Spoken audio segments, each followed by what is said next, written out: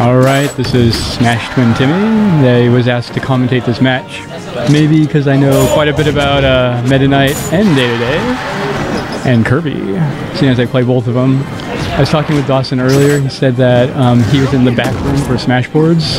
He said this matchup is like a -3, and he convinced him it's a terrible matchup for Day-to-Day. Personally, I hear Kirby versus Meta Knight is a -3, and I have an easier time with Day-to-Day. Like, yeah, so I think it's more like -2.5 or something. I don't know. Those numbers are pretty arbitrary. But what Day-to-Day has in this matchup is, in fact, this huge grab range. And what Dawson likes to do is a forward tilt and waddle D-toss. The forward tilt is when they get just within that tip range. He sort of pokes at them, maybe even a little bit farther just to like space out. The waddle D is there for long range, so he likes to play a really long range game and utilize lots of grab, of course. But Dawson's strength in this, even though it's a bad matchup, is he's very precise in his choices. If you watch what he's doing, he will turn and grab perfectly. He will choose the forward tilt like right there instead of like whatever other people might do. He knows how to like back air the tornado. So watch his attacks very closely. It has a lot of subtlety to it. Viviff's strategy in this matchup is, he said, I'm just going to spam tornado over and over again. So I don't know if that's really on the same level as Dawson, and as I can see here, it's 2 stock to 1. I don't see enough tornado for this. Maybe he got punished for it. I just now jumped in. But Day-to-Day, if you don't know, has a 2-frame invincibility on his up tilt, and it can hit through the tornado. So if Meta Knight's at KO range, like about 100%, he can actually just say, cool, tornado, you're getting star KO'd. So now Day-to-Day's at high percent here. He's probably just going to look for as much damage on Meta Knight as he can, get him to that magic 90, 100% area. Side steps are sort of dangerous because Nair can go through it and possibly combo into something like down tilts. Now that was a cool up tilt. Viv was pretty good at spacing that up tilt because he's just like also playing Snake. He's side main Snake now, I guess. No grenade Snake. He loves the forward tilt, and then after he spams the forward tilt, he up tilts. That's his Snake game. But yeah, against Day-to-Day, he's not going to be playing Snake. Doesn't know the matchup nearly enough. John X, who may have been on stream earlier, plays a really awesome Snake. He's like one of the best in Pacific Northwest, in my opinion. Actually, I don't really know who else plays Snake other than John right now.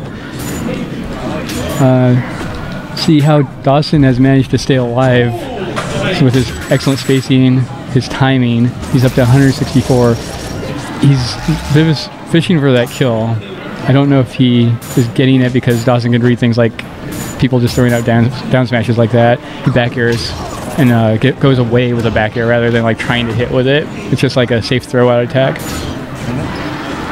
Tournament? This is tournament, yeah. Let me jump in here. Go ahead. So joining us right now is Thrilla Gorilla. He's the guy who brought the stream. I'm pretty sure you guys know at this point. Hey, how's it all going, guys?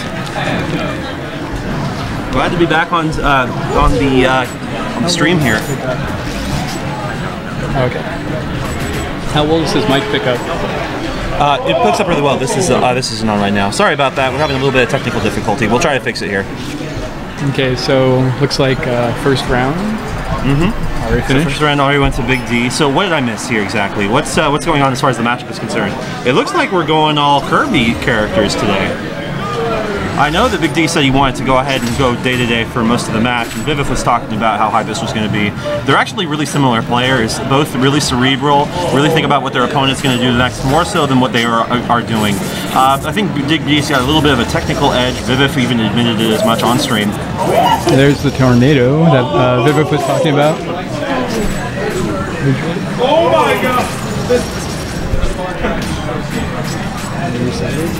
Oh yeah, that was... The justice!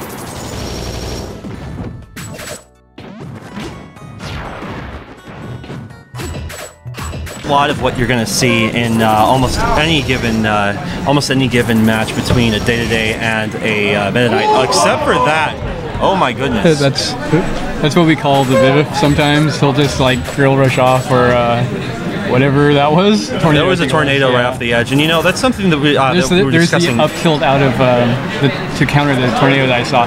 Now that's a good shuttle loop. That area right there is the shuttle loop zone. You don't want to be hit by shuttle loop down there. Oh, definitely not. And Viviff known throughout Oregon for being very consistent in getting those. Big D though, definitely good at getting those grabs in. And in this matchup, DDD really needs it. It's how he gets his primary form of damage, if I'm not mistaken. I must say I like the choice of color with Day-to-Day's Emperor robes, as they're called. Oh yes, the Emperor robes, cotton candy. It's all about the cotton candy. Sort of reminds me for you Skullgirls players out there, the alternate color for Big Band. Yes, one of the alternate color schemes for Big Band is in fact King Day-to-Day. First time I saw that, I immediately decided I wanted to play that character. Giddy laughter ensues. Oh, absolutely. It looks like we're having a pretty good match here, though, and Big D still a little bit behind, but Meta Knight can't really kill Day-to-Day too fast, can he?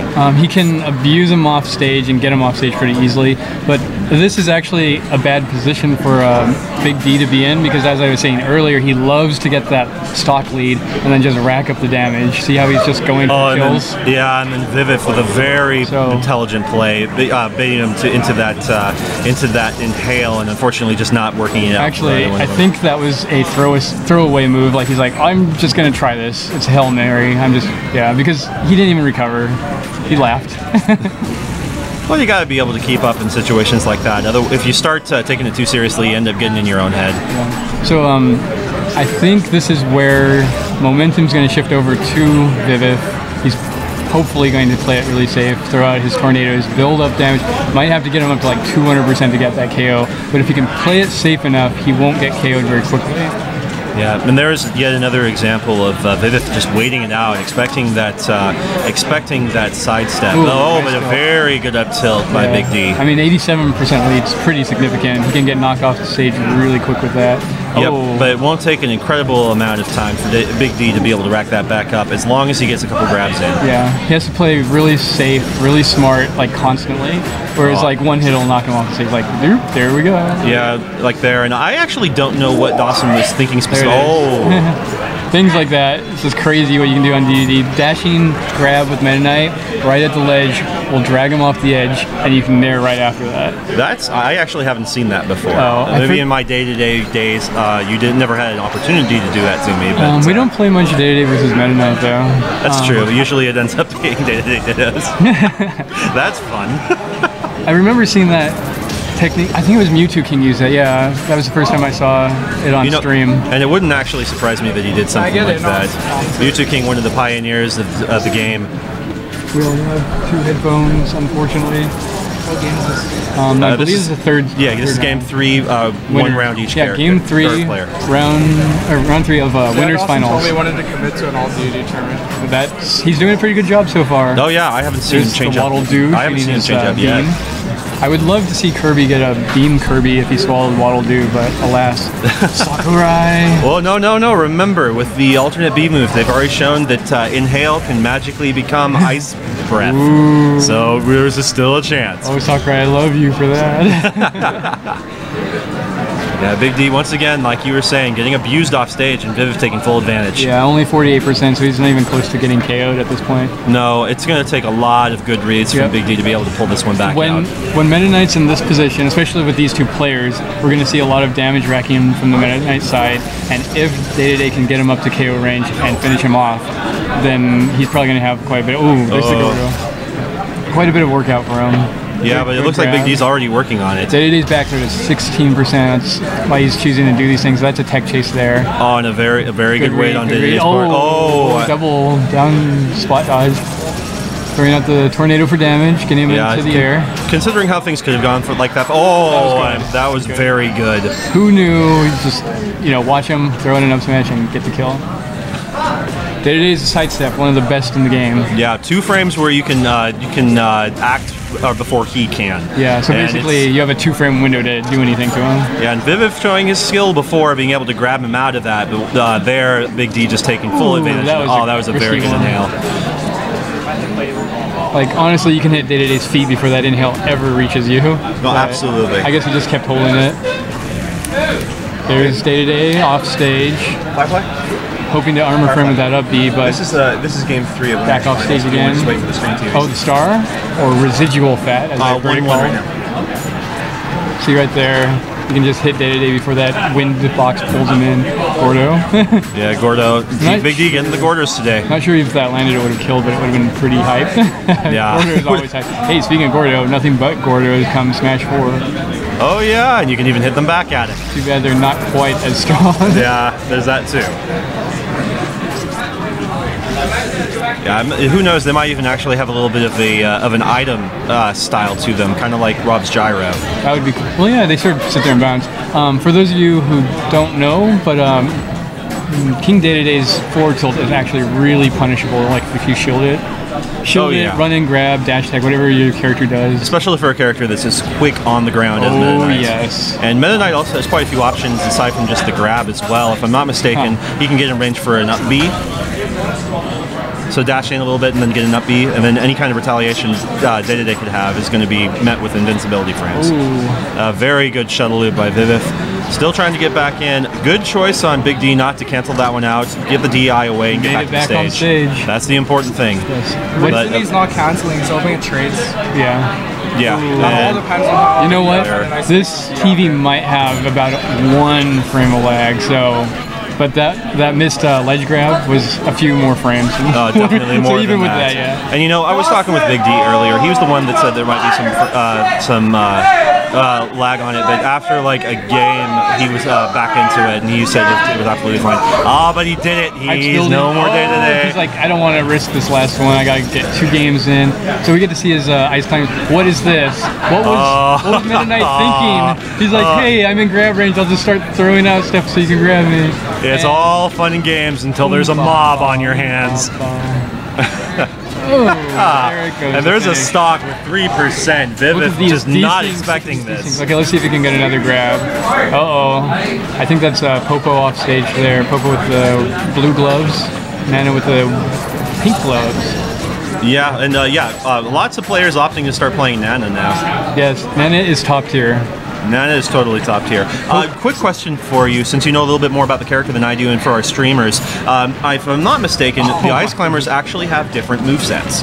Yeah. Ever so slightly. The one I know, and probably the most well-known of them, that was really nice, by the way. Definitely. It's the forward air spike, right there. What he's showing right there. Yeah, so when you switch... the computer. Yeah, the computer. I won't say Nana or Popo, because, wow, this is... Okay, yeah, that's why... Oh, yeah, that's game there. Okay, so what were you saying? That's what I was actually going to ask. When you switch to Nana, do you get to keep the second character's moveset? Would you get the spike? That would be cool if you could, but like I said, it's the computer, so... Okay, as we call it, AI climber. AI climber, yeah. And human climber, I guess. Although I don't know if... maybe just A climber? The second ice climber, that's computer controlled, being notorious for being extremely predictable and having difficulty getting back to the stage. You could call them Thing 1 and Thing 2 from like Dr. Seuss, maybe. Absolutely.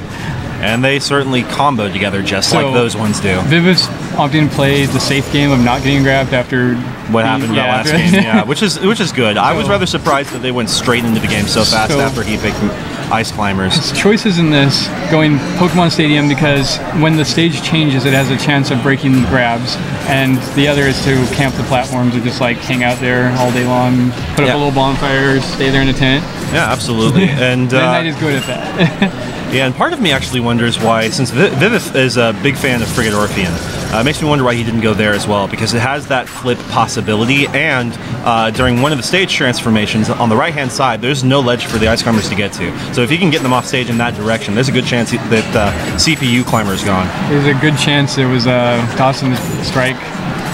That's very true.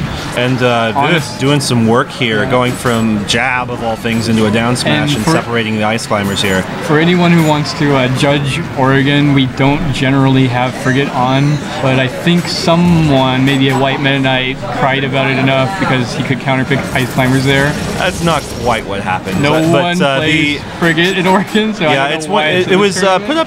Strangely enough, it was put up to a Facebook vote. Really? And yeah, that's how it was between this one, Delphine Delfino and, it was between Frigate, Delfino, and I can't remember what the last one was. Wow, false dichotomy. Oh yeah, it's false dichotomy right there. Do you want green greens, or do you want, was it Hannenbaugh or Frigate Orpheus? Hey. Praxis won a game against Havoc on green greens. That's pretty cool.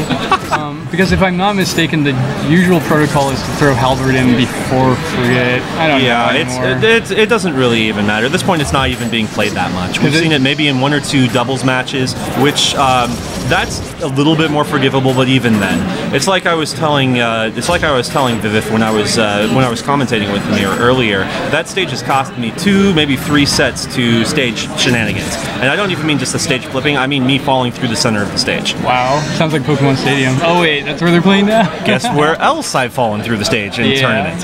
Oh, yeah. That's right. I think it was the tournament I was at. Yeah, I was playing against the Lucario player. It was so bad. This is another reason why Pokemon Stadium is bad, and Oregon generally does not have Pokemon Stadium even. Yeah, we like our tournaments to go a little bit faster, a little bit less campy, more hype for the stream. Oh, but, definitely. We're back in the action here. Oh, absolutely. Got the AI climber off stage. Dawson's doing a good job of trying to keep Meta Knight off of the other ice climber. And a very good choice on Dawson's part.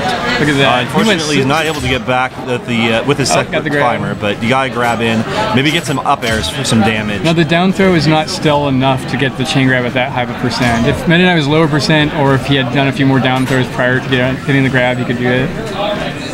Yeah, Solo Climber can actually do quite a bit of damage too if you let them. Solo Nana. She's pretty strong. Or I think she's being called Nopo. Nope. No Popo. I do like that one quite a bit. She's an independent woman. Because then if you're playing Popo and you don't have your Nana, it's, what is that again? Sopo. Sopo, yeah. I haven't heard that one for a while. Everyone's playing Nana now. Yeah, but that stock unfortunately going the wayside, and it looks like, are we gonna? Yep, there's the chain grab. So the question is Dawson going to be able to stay away from that ledge long enough? And he does. Okay, so it's pretty even. I mean, when you're playing against ice climbers, it's always even until you either have them down to their last stock and one ice climber is gone. Or you have like 2 stocks ahead. Yeah, preferably the one that the player is controlling. Ha ha ha. Okay, resetting back to neutral stage here. Yeah, and Dawson taking full advantage of everything else that's going on. And Viviff pausing. Oh, he wants him to finish it out. He's still chain grabbing, even with the pause. You know what? Pause is actually officially off in the rules, but we'll just say it should be off. Yeah, and Viviff by that point had conceded. It was I don't know what exactly happened there, but he didn't try to struggle to get out after the unpause, and Dawson just went right back into it.